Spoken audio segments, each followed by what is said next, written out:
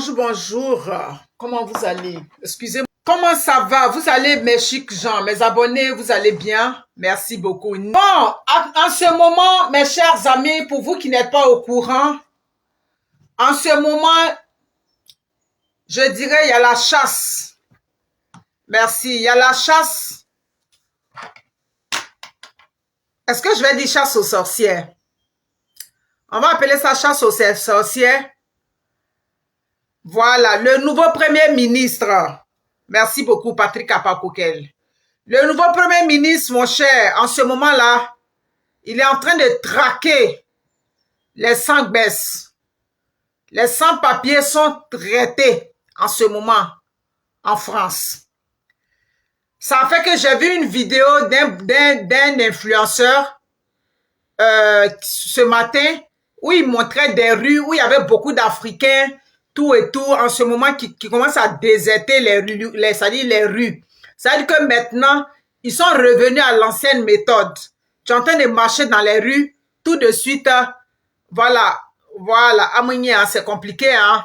Tu es en train de marcher dans les rues, tu peux avoir, ça dit que un homme de loi qui t'arrête, qui te demande tes papiers.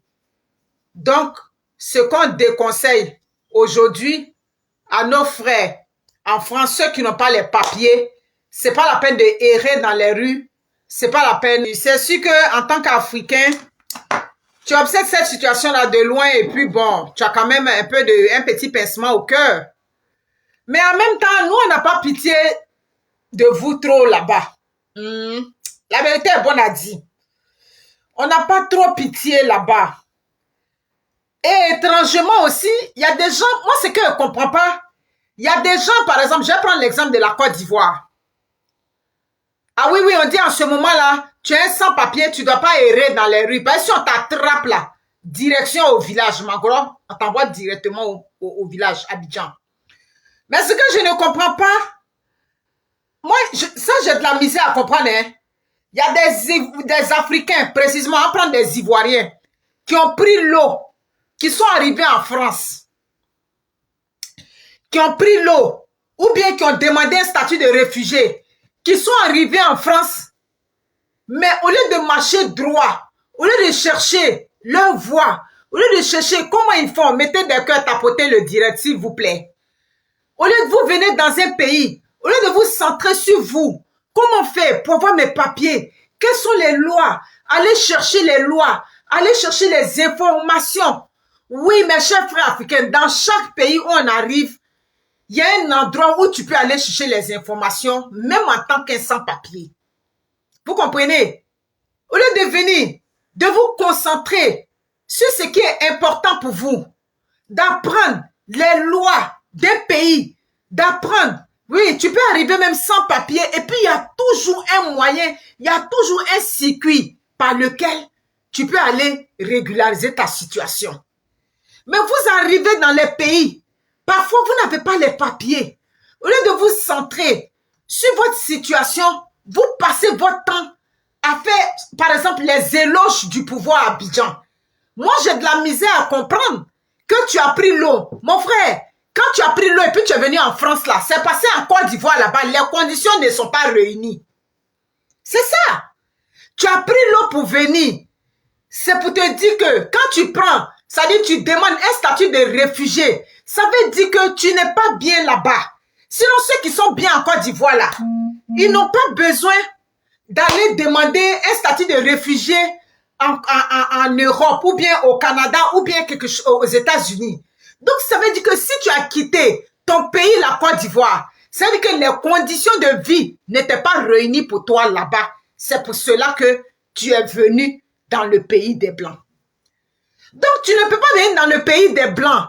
Et puis, toi encore, au lieu de te centrer sur ta situation, sur ta condition, tu laisses ça. C'est le combat, ça veut dire faire les éloges du pouvoir. Moi, je ne peux pas comprendre que quelqu'un qui a pris une voie vraiment difficile pour rentrer dans le pays des Blancs, tu fais encore les éloges du pouvoir. Mais mon frère, c'est parce que là-bas, il n'y avait pas le travail.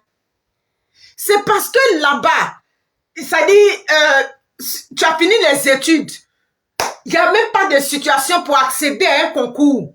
C'est parce que là-bas, pour accéder au concours, Il faut que tu aies l'argent. C'est parce que là-bas, ça dit c'est compliqué. On a difficilement accès aux soins médicaux. Tu es malade. J'ai vu la vidéo d'un monsieur hier qui a dit que moi, par rapport à ma santé, je ne peux pas aller vivre. Ah, ok. Je ne peux pas aller vivre en Côte d'Ivoire. Je ne peux pas aller vivre en Côte d'Ivoire compte tenu de ma santé. C'est comme moi où je suis là. J'ai beau prendre ma retraite, je ne peux pas aller définitivement m'installer en Côte d'Ivoire parce que ma santé ne me permet même pas d'aller vivre là-bas. Parce que là-bas, même pour vivre là, les conditions sont tellement difficiles là. Voici, c'est vrai, hein, on a beau critiquer le pays des Blancs, mais quand même, on a des avantages. Si quelqu'un qui est cadre là-bas, on te dit non, examen de 150 000 francs que tu as fait à Longchamp n'est pas couvert par ton assurance, ça veut dire qu'on a un problème. Vous comprenez? On a un problème. C'est sérieux. Donc aujourd'hui, vous venez, c'est parce qu'aujourd'hui, moi j'ai toujours dit, j'ai dit que la France c'était, la politique française là, il n'y a pas une politique sociale qui dépasse la politique française au monde.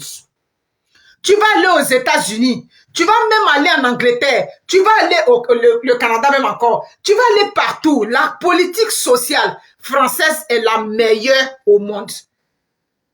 En France là-bas, là, tu as un sang baisse là, tu arrives même pour aller te soigner là. On va aller te soigner d'abord et puis on va regarder ça dit que ta condition de baisse. C'est pas comme ça dans tous les pays. Il y a d'autres pays, c'est quand ils voient vraiment que ta vie même est en danger, c'est là qu'ils vont te prendre en charge. Mais à un moment donné, je pense qu'on a abusé. Les Africains ont beaucoup abusé en France là-bas. C'est ça, c'est l'abus aujourd'hui qui a fait qu'ils se sentent étouffés. Et puis quand c'est comme ça là, on ne fait pas un effort aussi pour l'intégration. Dieu merci, c'est pas tous les Africains, oh. C'est pas tous les Africains en France là-bas qui ne sont pas des gens intégrés. Il y a des gens qui sont bien intégrés en France. Il y a des gens, quand ils sont arrivés en France là, ils ont pris à faire de leurs papiers, eux ils ont déposé ça sur leur tête. Il y a des gens qui sont arrivés en France, quand ils ont eu leurs papiers, ils se sont dit, bon, au moins j'ai eu mes papiers, maintenant je prends la route de l'école pour essayer de faire une petite formation pour m'intégrer très bien dans la société. En tout cas, ici là, peut-être que si tu es parti à l'hôpital et puis on voit que tu es en train de mourir, c'est-à-dire ton cas devient critique pour ne pas que demain, parce que s'ils te laissent mourir, ta famille peut porter plainte, même si tu n'as pas les papiers. Peut-être que c'est là on va te prendre en charge. Sinon, ici, là, tu n'as pas les papiers. Ah, si ce n'est pas une maladie qui va t'amener sous la terre, on peut te regarder, hein, ça je vous dis. Vous avez gâté. Vous êtes arrivé là-bas. Vous avez oublié d'où vous venez. Attends, moi, la vérité, moi, dans ma conception des choses, tu arrives dans un pays, j'ai dit, vous avez tout gâté là-bas. Ils ne veulent plus rien entendre de vous parce que vous avez tout gâté en France. Hein? Regardez ce que vous faites. Des places, ça dit, il y a des quartiers, il y a des secteurs qu'on voit là-bas. Tu te demandes, ça c'est en France. Tu regardes les images et puis tu te demandes, donc, ma France est là. Ça dit, tu te demandes dans ton dialecte. Ici, c'est en France. C'est la France qui est là. Hey! Hein?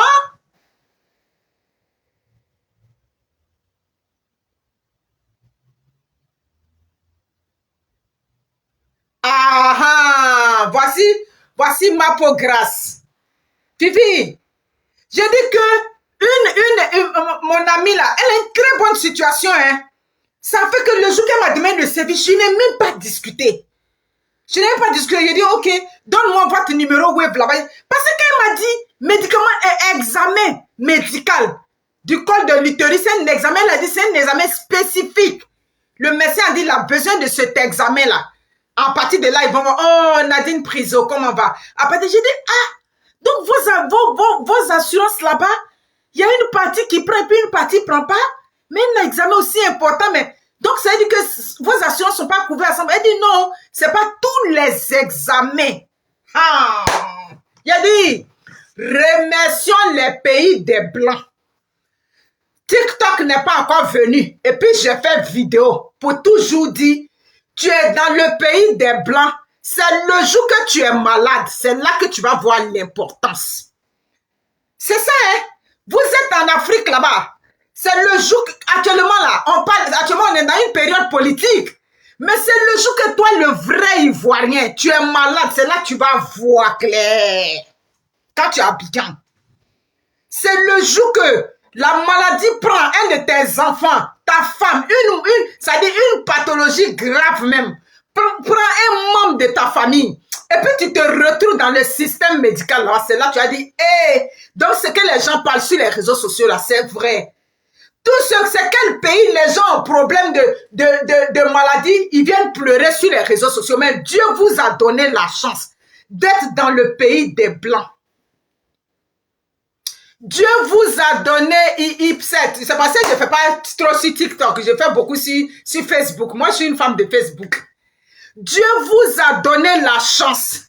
Vous venez dans le pays des Blancs. Au lieu de respecter la loi, au lieu de suivre ce que vous avez à faire, au lieu ça veut dire que de travailler. Moi, je vais vous dire, hein, moi où je suis aujourd'hui, là, dans ma tête, là, je peux comprendre quelqu'un qui est aux États-Unis depuis 5 ans, depuis 10 ans, qui n'arrive pas à avoir les baisses. Ça dit, je peux aller comprendre, mais quelqu'un, tu es en France depuis des années, et puis tu n'as pas les papiers, et puis tu te mets dans les cafouillages, et puis tu te mets dans des choses qui montrent. Mais quand tu n'as pas des papiers, tu ne vas pas où tu peux avoir des troubles.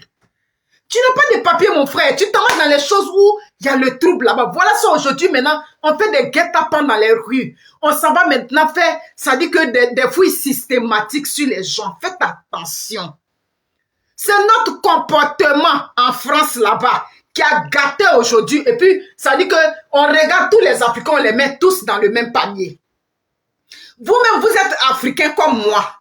Il y a des gens, quand tu les regardes, leur comportement dans les rues de France, est-ce que tu n'as pas honte? Parlons peu, parlons vrai. Tu es Africain. Peut-être que tu ne vis pas de la même façon comme les gens, mais il y a des comportements, tu observes dans les rues de France. Tu te dis, mais avec un tel comportement, comment les gens vont nous respecter? Comment des gens vont accepter qu'on puisse faire notre base dans leur pays? Comment des gens vont nous accepter, vont nous respecter dans leur pays? Ça ne vous est jamais arrivé?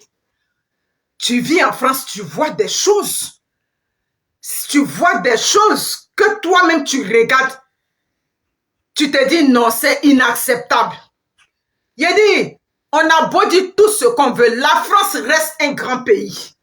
Ah oui, oui, oui, oui. La France reste un grand pays. La France reste un pays emblématique. C'est pour cela qu'ils ne peuvent plus accepter ce désordre qui se passe là. Claire, ils ne peuvent plus accepter ça. C'est pour ça qu'ils sont en train de durcir les lois. Oui, oui, oui. Pour enlever tout ce qui est gangrène de leur pays. Parce que la France est devenue, ça dit qu'un pays qui est gangréné aujourd'hui. Il n'y a pas de respect, on ne respecte. Oui, oui, oui, la France reste un grand pays. Même sur le plan de l'architecture. Moi, je disais à mon mari, est-ce que tu sais que Paris, ça dit que c'est l'une des villes les plus visitées au monde. Les Champs-Élysées restent, si vous voulez, comment on dit ça, le boulevard le plus, c'est-à-dire le plus beau au monde. Vous pouvez aller taper sur Internet. La France, c'est pas n'importe quoi. Ce qui me fait mal, quand l'Africain, me fait mal, quand on est en Afrique, nous tous, on rêve d'être en France. C'est le Canada qui est venu, là, et puis on fait à la cour spéciale du Canada. Le pays, c'est-à-dire que le pays qui était accessible, qui a toujours été accessible aux Africains, mais c'est la France. La France reste une grande nation. Vous comprenez? Ils tiennent à leur image.